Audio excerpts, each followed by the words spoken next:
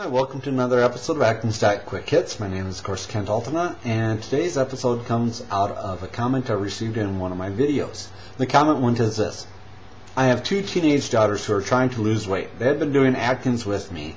Do you think Atkins is safe for them to do?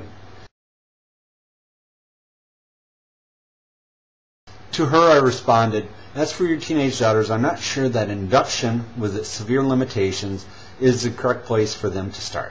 But certainly the ongoing weight loss phase and maintenance phase are very healthy to do no matter who is doing it. Their critical carb level for losing, their CCLL, may indeed be different than yours, and so that they may indeed be able to eat higher level of carbs per day and still be able to lose weight. So do not be discouraged if you see them reverting to some of their old eating patterns or being able to eat more of their old comfort foods and still losing just simply due to their different metabolism than yours. I would find it hard to believe that anybody, however, would recommend that teenagers have to eat refined carbs, those sugars, the refined flour, and starches, in order to be healthy. Being healthy, however, is complicated by eating school lunches. For example, the first 2 days of school for my kids, they've served Crispitos the first day, which is soy, ground beef and soy taco meat surrounded with flour tortillas, and the second day that they had was breaded chicken patty, both of which would not be considered healthy eating by anyone's standards. So the Atkins diet is certainly a healthy style of eating, and being conscious of one's amount and carbohydrates that they are eating is certainly healthy no matter who's doing it. And low-carb diets have specifically been used in adolescence in controlling a number of health problems, not the least of which is seizures. It's been proven very helpful in controlling the amount and the duration of seizures that some children are afflicted with. There's been two major studies that have shown the healthy way of eating of low carb to adolescents. The first one, it was found in a study called The Effects of Low Carb Diet on Weight Loss and Cardiovascular Risk Factor in Overweight Adolescents.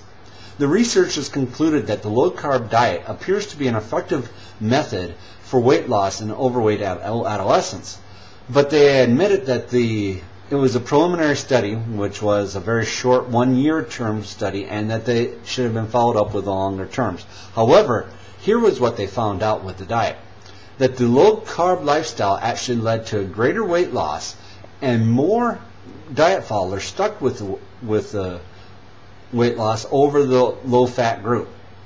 Here's a quote: Interestingly, after 1 year of the 36 children in the study, only one teen was still left on the low-fat diet, but 8 were left on the low-carb diet that came back for follow-up. The researchers concluded that might mean that the low-carb diet might have been easier for the teens to follow. The second study was done by the New York Schneider Children's Hospital, which studied 40 obese patients ages 12 through 18 who were split into two groups.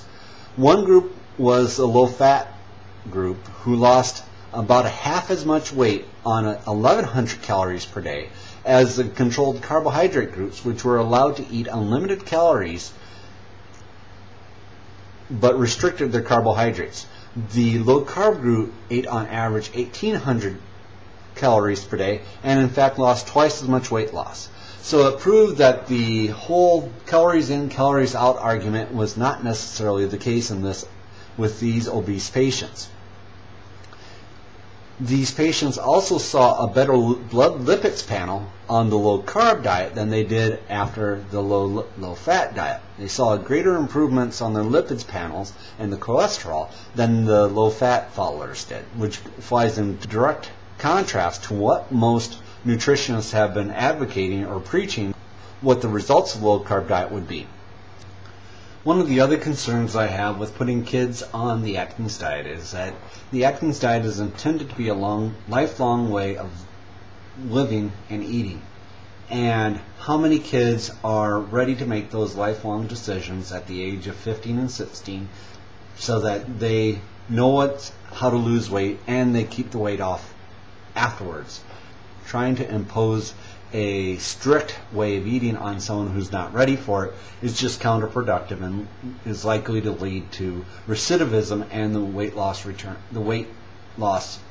returning after they've hopped back off the diet. The Atkins diet did have a specific diet for teenagers to follow, which was less restrictive in terms of the starting out phase as well as long term in allowing greater amount of milk into the diet and other vegetables and other fruits. All that said is I'm really advocating more of a moderate carb and a carb consciousness awareness to the kids as opposed to severely restricting it down to a ketogenic level. The ketogenic level may not indeed be necessary, and if they're not going to learn the lessons from eating that low of carb, there's no sense of putting them on it.